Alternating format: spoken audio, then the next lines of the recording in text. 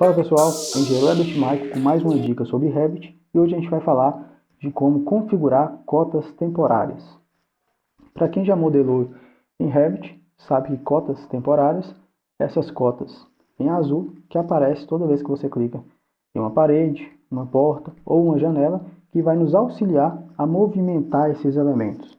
Tá? Então se eu clico em uma parede, eu quero aumentar a distância dela até essa referência, eu posso clicar na cota e digitar a distância que eu quero e ela vai fazer essa movimentação. Assim pode acontecer aí, como exemplo aqui em pilares, eu quero mover esse pilar, eu posso escolher essa cota temporária e digitar a distância que eu vou estar movendo o elemento. Então isso são as nossas cotas temporárias. Normalmente, como a gente observou aqui, de padrão, quando você abre um padrão do template, o template padrão do Revit, ela vai aparecer de eixo a eixo, tá? E eu quero mostrar para vocês como configurar, que você pode alterar essa disposição. Então, da forma que está, toda vez que eu modifico essa distância, eu estou modificando a distância de eixo a eixo da parede. Assim, quando eu coloco uma janela, se eu quero modificar a distância, ela também vai me dar a cota do eixo da parede até o eixo da janela, e assim também acontece quando eu clico na porta, que ela também está me dando a distância do eixo da parede ao eixo da porta. Mas também a gente pode estar configurando outras formas para estar facilitando aí durante a modelagem. Então, como é que eu vou configurar essas cotas temporárias? O caminho é bem simples, tá? A gente vai na aba Gerenciar, Configurações Adicionais e Cotas Temporárias. Então, é aqui que a gente vai estar configurando essas cotas. Então, aba Gerenciar, Configurações Adicionais, Cotas Temporárias. E quais são os tipos de propriedade que eu tenho aí para estar configurando essas cotas temporárias? Para a parede, eu tenho a opção de linhas centrais, que é a que eu mostrei aqui no exemplo, que normalmente vem como padrão, centro do núcleo, faces, face do núcleo. Para portas e janelas também tem linhas centrais e aberturas. Essas são as opções, as propriedades que eu posso alterar nas cotas temporárias. E eu quero mostrar para vocês como vai funcionar cada uma delas. Então, a primeira que a gente viu é a de linhas centrais para paredes e linhas centrais para portas e janelas. Então, como a gente pode observar, basta eu clicar no elemento, ele me dá aqui a cota do eixo dessa parede até essa, e eu posso alterar aí e mover a minha parede de acordo com a distância de eixo a eixo. Assim acontece no pilar, distância de eixo a eixo. Eu também posso estar movendo esse pilar com a ajuda dessa cota. E assim acontece na janela, também posso estar movendo com o auxílio da cota, e assim da mesma forma em portas, tá? Posso estar movendo aí com o auxílio da cota temporária no eixo da porta e no eixo das paredes. Agora a gente vai testar outra função que também ajuda muito, que em paredes é em relação às faces.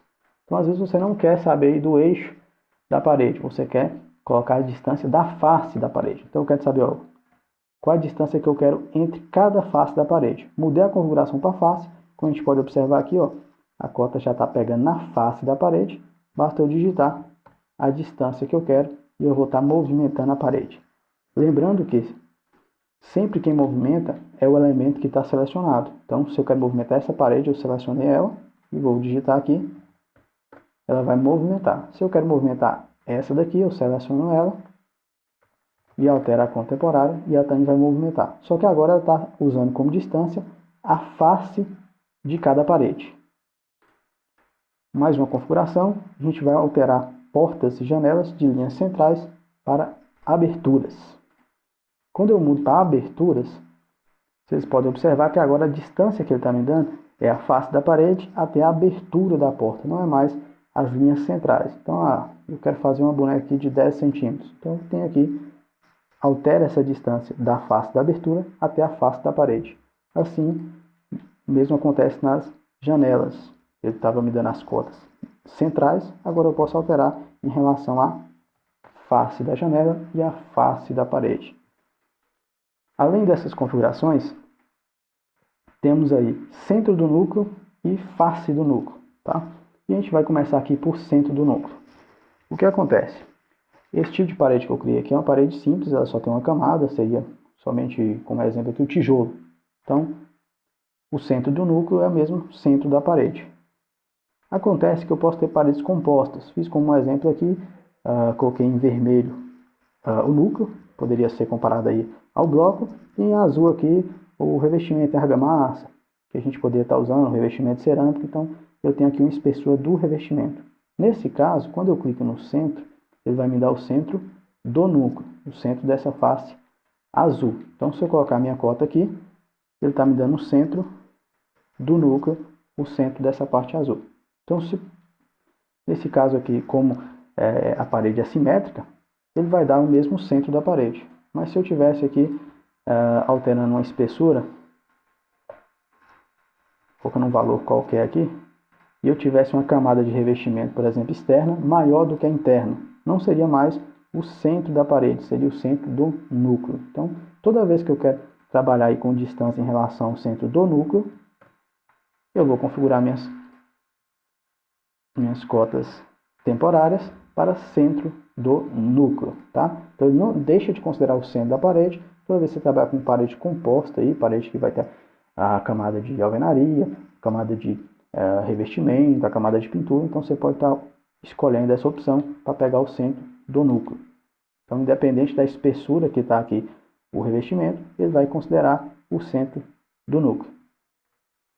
E eu também tenho a última opção, que é a face do núcleo, as faces do núcleo, que agora ele vai pegar em relação à face do núcleo. Então, independente da espessura do núcleo, independente do revestimento externo, que ele está pegando de face a face do núcleo. Então, se a gente observar aqui bem de perto, essa cota está nessa face do núcleo, que é essa parte que eu coloquei de vermelho, e essa cota também está nessa face aqui do núcleo, que é que eu também coloquei de vermelho. Então, são essas opções. Eu posso ter aí linhas centrais, que é no centro de cada parede. Centro do núcleo, que é o centro da camada que você escolheu como núcleo. Face da parede, e face do núcleo, que é a face daquela camada central, que no nosso exemplo aqui está de vermelho. Então, está aqui a face do núcleo. Você clica na cota e pode estar alterando.